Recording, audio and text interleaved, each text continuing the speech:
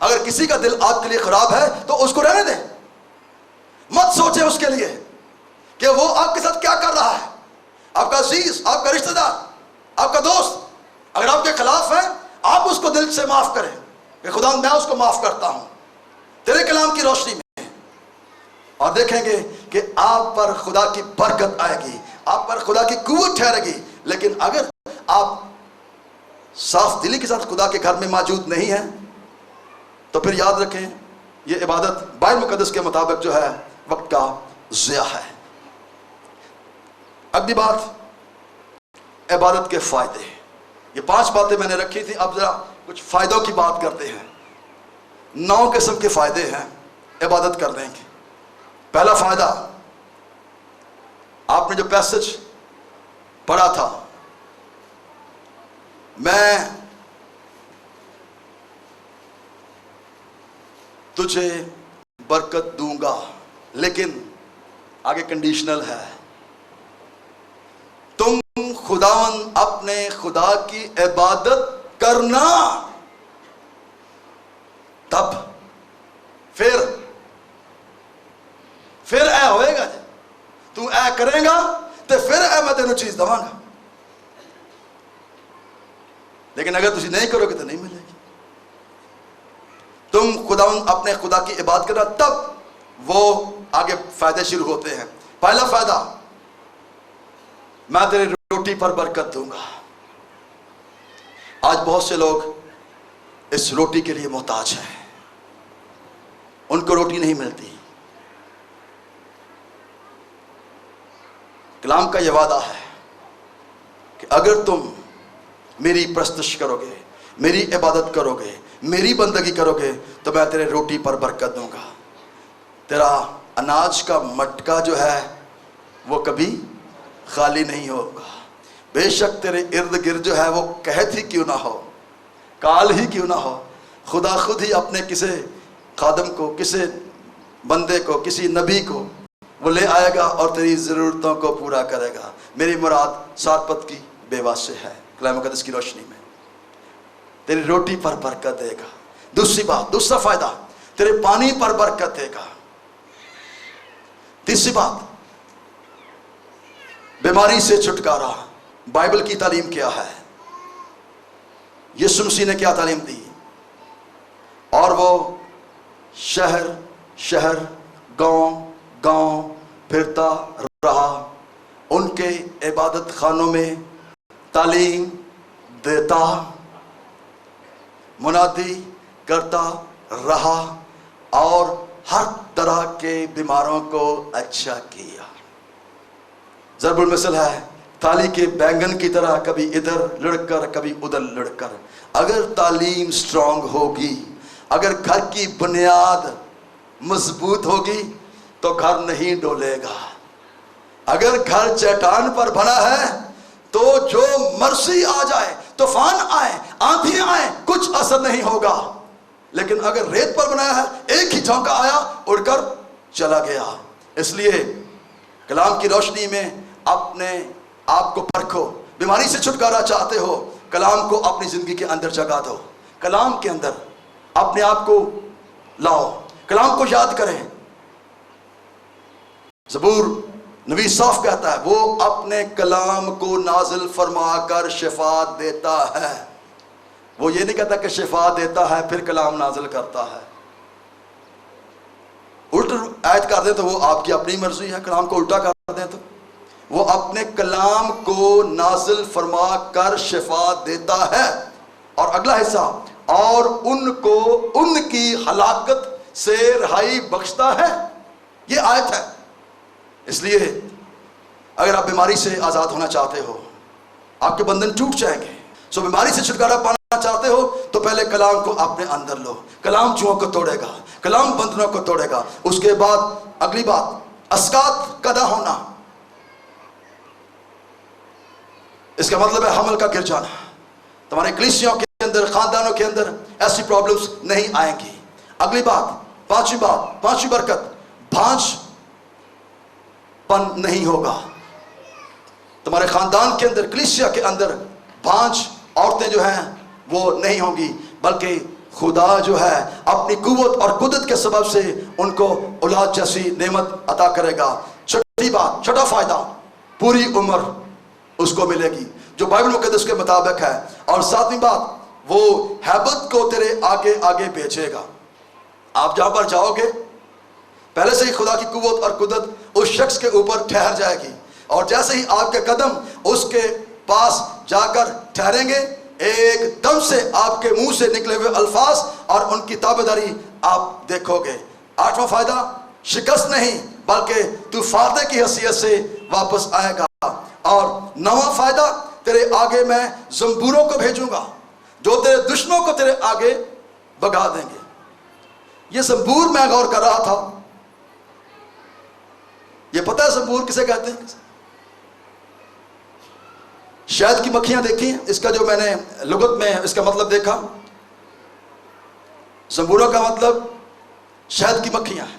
اور یاد رکھیں، ایسی حالت خدا کا کلام بیان کرتا ہے، میں تیرے آگے زنبوروں کو بھیجوں گا، میں ایسی قوتوں کو بھیجوں گا کہ اگر تیرے دشمن جو ہیں وہ تیرے سامنے ہیں یا تیرے مخالف ہیں تو میں ایسی تاثیروں کو بھیج کر ان کو تیرے آگے سے بھگا دوں گا، ہیبت کو تیرے آگے آگے بھیجوں گا تاکہ تجھے فتح سے بڑھ کر جو ہے وہ غلبہ حاصل ہو۔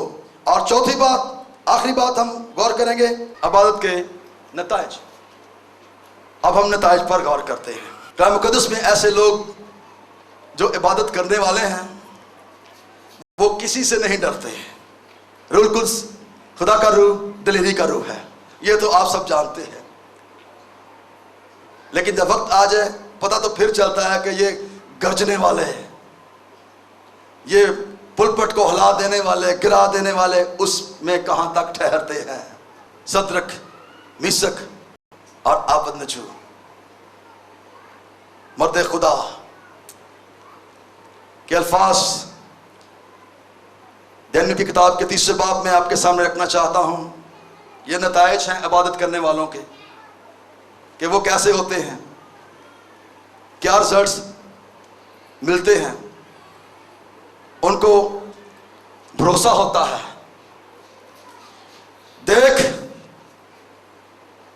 ہمارا خدا جس کی ہم عبادت کرتے ہیں ہم کو آگ کی جھٹی بھٹی سے چھڑانے کی قدرت رکھتا ہے، اور اے بادشاہ وہی ہم کو تیرے ہاتھ سے چھڑائے گا۔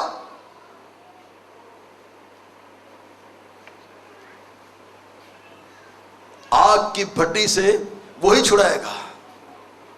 کلام پر کھڑے ہو گئے، عبادت کرنے والے کلام پر کھڑے ہوتے ہیں۔ ہم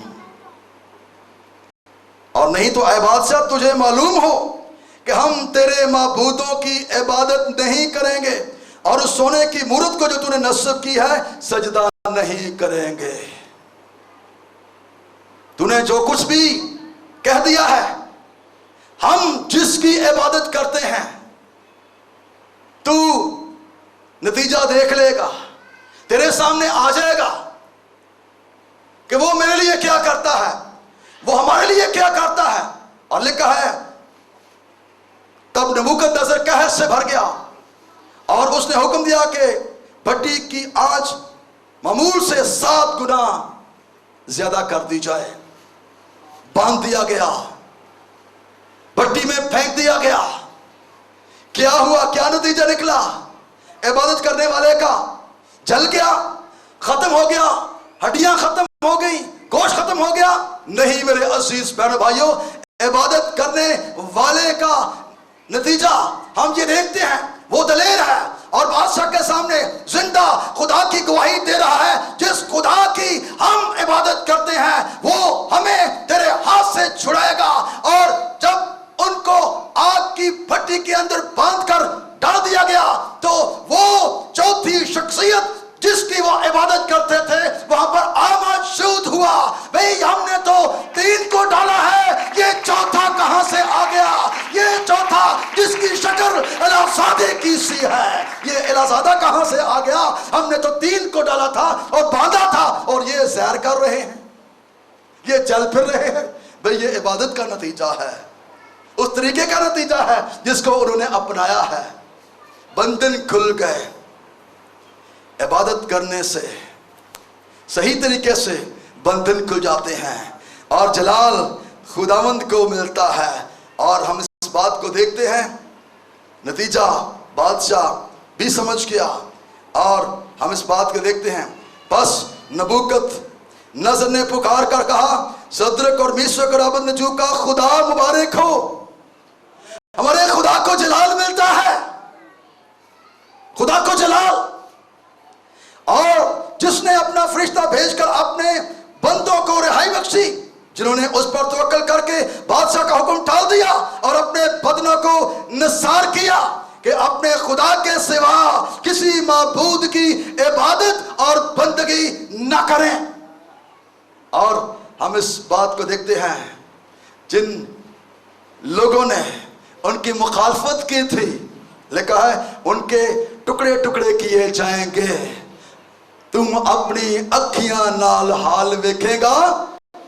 सही तरीके से इबादत तो करें, फिर देखें अपने दुश्मनों का अंजाम अपनी आंखों के सामने, उस खानदान की बर्बादी अपने आंखों के सामने। ये कलाम कह रहा है, ज़बूर नवीस कहता है। यहां पर हम इस बात को देखते हैं, दानियल 3 बाब में से मैंने कोट किया है। और अबेदनगो के खुदा के हक में कोई नामुनासिब बात कहें, उनके टुकड़े टुकड़े कर दिए जाए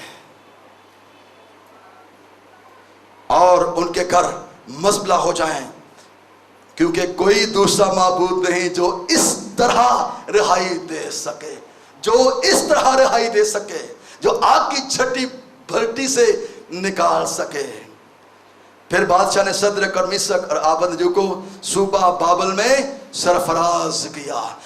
इबादत करने वाले को सरफराजी भी मिलती है। यह कलाम का फैसला है, कलाम का फैसला। एक नए अहदनामे से मिसाल आपके सामने मैं पेश करना चाहता हूं। पौलुस रसूल की जिंदगी में आते हैं। पौलुस रसूल मर्द खुदा है। एमाल 27वें बाब में इसका जिक्र जो है वो हमें मिलता है। और जब हम एमाल 27 बाब पढ़ते हैं तो वहां पर साफ और ये वाज़ेह बात हमें खुदावंद के जिंदा कलाम में से मिलती है। और वहां पर लिखा है, क्योंकि जिसका मैं हूं, 27वें बाब की 23वीं, जिसका मैं हूं, पौलुस कहता है जिसका मैं हूं। अब पहले तो आपको ये खुद अपने आप को कंफर्म करना है कि मैं किसका हूं, आपका रिलेशन किसके साथ है, आप किसके हैं। पौलुस कहता है क्योंकि खुदा जिसका मैं हूं और जिसकी इबादत भी करता हूं,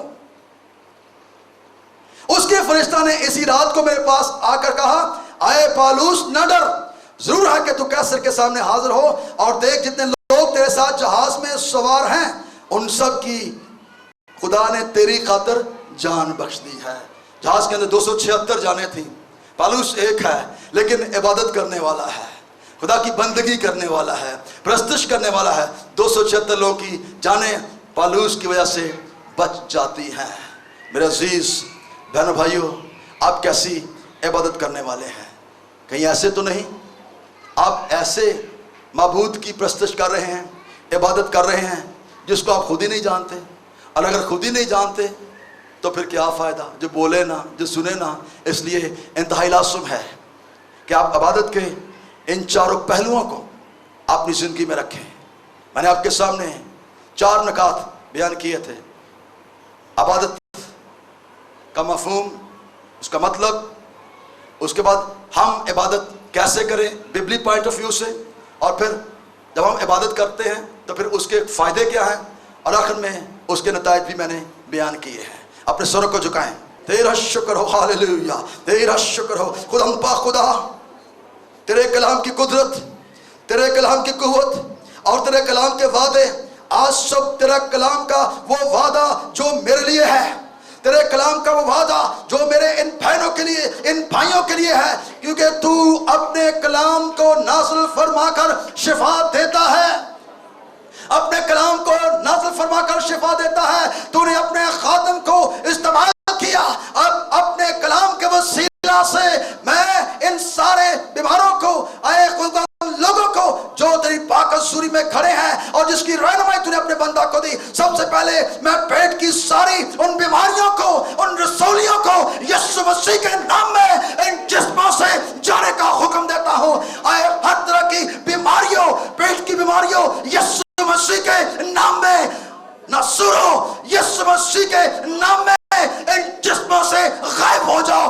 نکل جاؤ، تمہارا ان جسموں پر کوئی اختیار نہیں ہے، یہ خدا کے قوم سے سینچے ہوئے ہیں، تو نے ان کے لیے جان بہایا ہے، تو نے ان کے لیے خون بہایا ہے، تو نے اپنی جان ان کے لیے بخش دی ہے، دے دی ہے، تاکہ یہ تیرے زور میں بڑھتے اور تجھ میں ترقی کرتے چلے جائیں۔ یسوع کے نام میں آئے خدا، جو بھی ان جسموں کے اندر بیماریاں ہیں، خاندانی پرابلمز ہیں، یسوع کے نام میں آئے بیوی شوہر کا مسئلہ ہے یا اور بھی کوئی خاندانی بیریئرز ہیں، آج تیرے کلام کی قوت سے، آج تیرے کلام کی قدرت سے آئے خدا تیرے ان وعدوں کو لے کر یسوع مسیح کے نام میں ان ساری تاثیروں کو، ان ساری بدروحوں کو یسوع مسیح کے نام سے ان خاندانوں سے، ان زندگیوں سے جانے کا حکم دیتے ہیں، اور کامل طور پر ان خاندانوں کے لیے آزادی، رہائی کو، شفا کو کلیم کرتے ہیں۔ تیرا شکر کرتے ہیں جو کلام کا بیج ان زندگیوں کے اندر بو دیا گیا ہے، شیطان کی کوئی قوت، کوئی قدرت اس کلام کو چننے نہ پائے، بلکہ یہ تجھ میں مضبوطی حاصل کرے۔ تیرے ہی نام سے مانگتا ہوں، آمین۔